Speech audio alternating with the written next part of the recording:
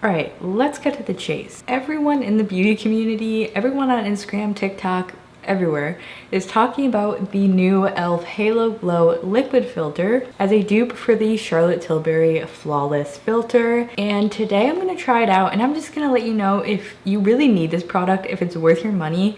I feel like with these viral makeup products, I feel like people's opinions get muddled because there's so much positive feedback about it, and even though it might be a nice product, I'm gonna let you know if you actually need it in your routine, if it's a necessary step, if it makes that much of a difference. I do have two shades of the e.l.f. one to show you on my very fair skin. We'll see how it goes, but let's just go ahead and get into the video. Before we get started, if you're not already subscribed, I would love to have you. Please don't forget to give this video a thumbs up as well if you enjoy it or find it helpful at any point. So I picked these up right when they launched on e.l.f.'s website. They come in really nice glass bottles. They are 1.06 fluid ounces, and I got two shades.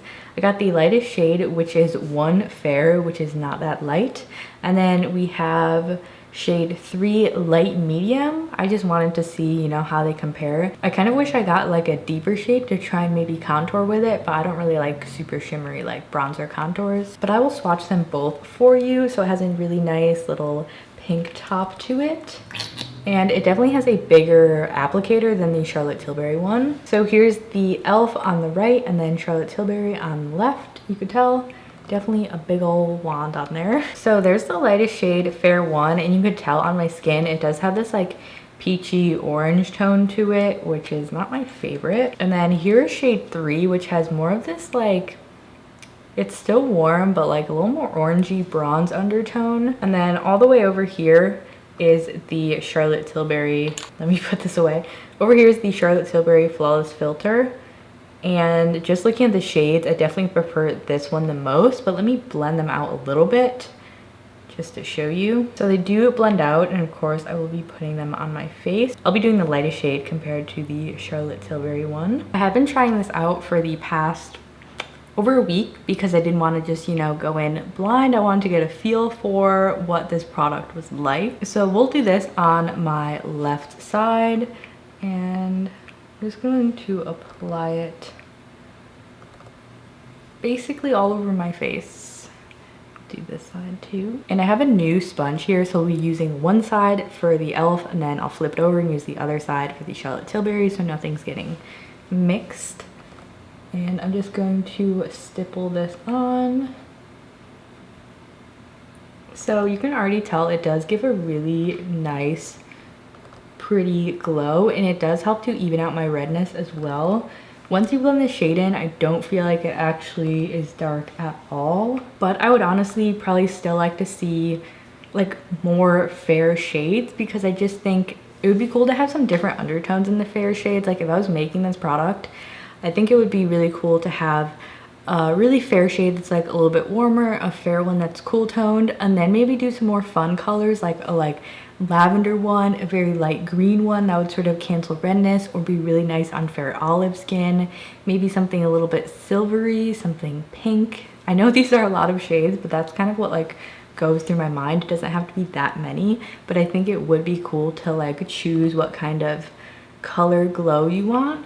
So this product, I would say you could wear it on its own. I have done that with the Charlotte Tilbury one. I just am not comfortable with how glowy it is because I do have more oily skin. I like to personally layer this under foundation, but it does feel nice and light. When I was feeling this texture compared to the Charlotte Tilbury one, it is a little bit creamier, a little bit thicker. It kind of reminds me of the Auric. They came out with like their glowy product. That one's like even more moisturizing. This is kind of an in-between, I think, between the two. But yeah, it's pretty. I haven't done these side to side yet, so I'm actually really excited to see. I think that's about the same amount. And then flipping my sponge over using the side. Also just as glowy. They are very similar. I can actually see the tint in the e.l.f. one now that I've applied the Charlotte Tilbury one because this one really blends into my skin. In the e.l.f. one, especially sort of by my forehead, I can see that it's a little bit off. It's not necessarily a perfect match for me, and I think the Charlotte Tilbury one is a little bit more glowy, but I think I prefer the finish of the e.l.f. just because I don't like things to be super duper glowy. I do really enjoy the Charlotte Tilbury formula. I've used this for a while, but then I started to notice that it actually makes my makeup look cakier and sort of break up a little bit, because I was really in love with it for a long time. And then I was like, something's off with my makeup that I've started like, you know, consistently using. And I figured out it was this product, unfortunately. So I think it's really pretty, but I think it's better used in a more minimal context, maybe just on the cheekbones. But we will be putting foundation, a light layer of foundation over this, and I'll compare how the foundation sort of layers on top of both of them, because I do have issues with the Charlotte Tilbury one, and hopefully the e.l.f. one doesn't have that issue, because it would be such a great affordable alternative to the high-end version. I'm also not really sure how I feel about like kind of purposely making products to be a dupe. Like, this isn't obviously an original idea. The name has filter in it. It's obviously made to look very similar to the Charlotte Tilbury Flawless filter. I mean, it's a great marketing tactic because everyone's going to be comparing them and saying this is a great dupe. I don't know how I feel about it. You know, I would like some creativity here and there with product launches, but it is still really nice to have more accessible and more affordable options to these like high-end cult classic products. Before we do foundation, let me pull out my deeper e.l.f. shade, and I'll just do this one like sort of right there just to show you the shade. Yeah, this one is definitely like dark for my skin. Maybe if I had a tan on, or if you're looking for something like you self-tan your body and not your face, and you want something darker to sort of match the rest of your body without necessarily having to wear foundation, I think that's a good idea. They look super similar to me. Let me know in the comments below if you think there's a huge difference between the two. Like I said, like this Charlotte Tilbury side, especially here, is a little more glowy, but they both offer this really nice glowy base. Now for my foundation, I'll be trying it with the Kosas Revealer foundation because I'm super familiar with this. Oh god. That is the sound of a very empty foundation. I'll go very light on the foundation today just so we can like be focusing on this. I say light on foundation as I dot it everywhere. It's just a habit. Alrighty, let's blend this in, see if anything happens. I hope nothing crazy happens. Foundation went on nicely.